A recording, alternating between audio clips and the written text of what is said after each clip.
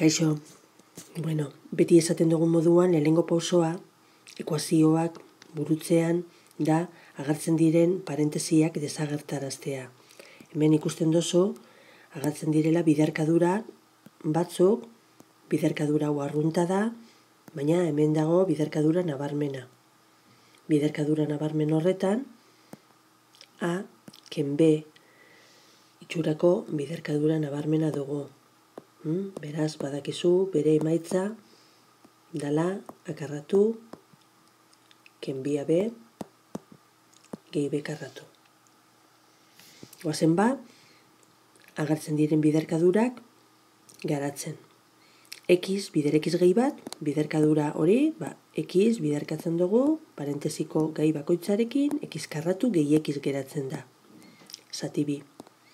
Bigarren zatiki algebraikoan, goian biderkadura nabarmena agertzen da, esan dugun moduan, akarratu, ken bi, bider A, bider B, gehi B karratu izango da. Zati 8. Berdin,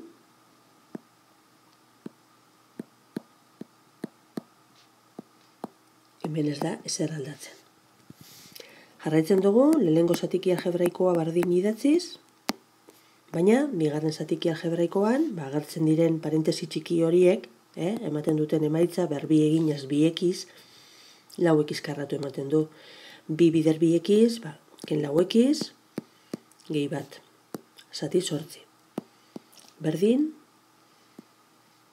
hiru X gehi bat, zati lau, ken bat 8. Behin parentesi guztia desagertuta, MKT aurkitzen dugu.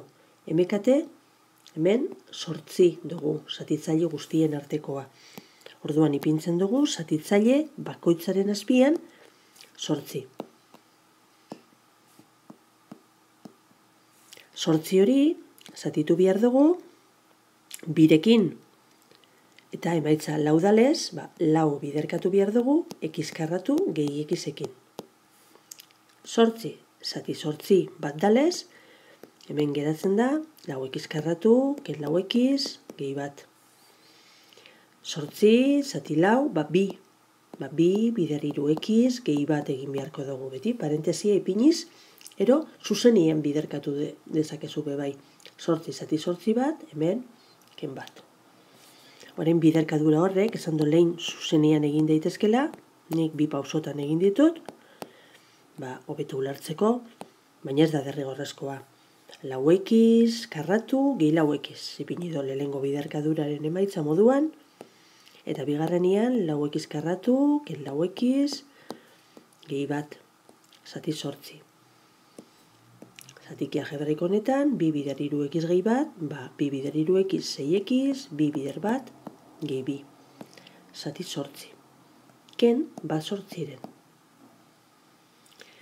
Une honetan,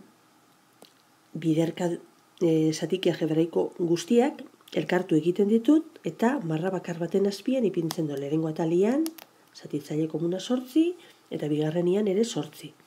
Baina, oraintxe kontuan eki behar duzuna, eta zaindu mesedez ondo, da, zatiki algebraikoen artean, aurrian dauden ikurrak, zeinuak. Kasu honetan, minus bat agertzen da, zatiki algebraiko honen aurrian, eta beste bat hemen, horrek, ondorengo datozen, gai guztien ikurrak aldatu egingo ditu. Zer egingo dugu orduan? Lau X karratu, gehi lau X ipini, eta hemen ikurrak aldatzen joan.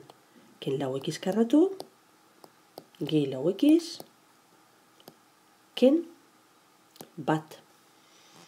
Urrengoan, ez dago zer aldatzeko, 6X gehi bi, ken bat ere. Oraintxe, zer da egin behar duguna? Une honetan egiten duguna da,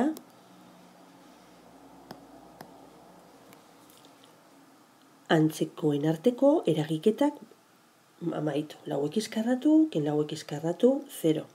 Lau X gehi lau X, 8X. Eta gero ken bat. Zati, 8. Berdin, 6x gehi bat. Zati sortzi bebai. Zatiki algebraiko biak bardinak badira, horrek nahi dugu esan, sortzirekin biderkatzen badira ere, bardinak izango direla. Beraz, horrekin lortzen duguna da, ezabatzea zatitzailea. Eta gure ekuazioa oloko horreza geratzea, 8x ken bat, berdin, 6x gehi bat.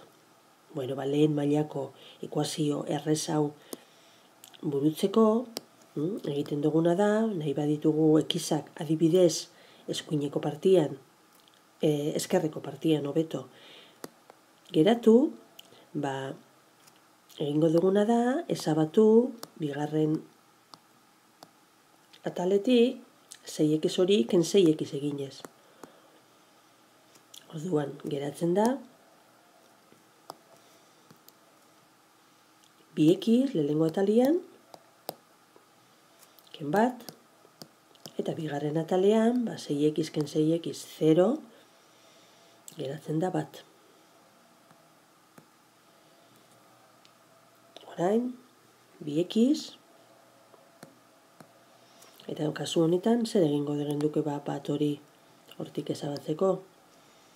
Hemendik bat ipinita eta hemen bat ipinita, lortzen duguna da, lehengo atalean 2x bakarrik geratzea, eta bigarren atalean 2. Orain egiten badugu atal biak birekin zatitu, lortzen duguna da ja azken soluzioa. Lortzen dugu x berdin bat izatea.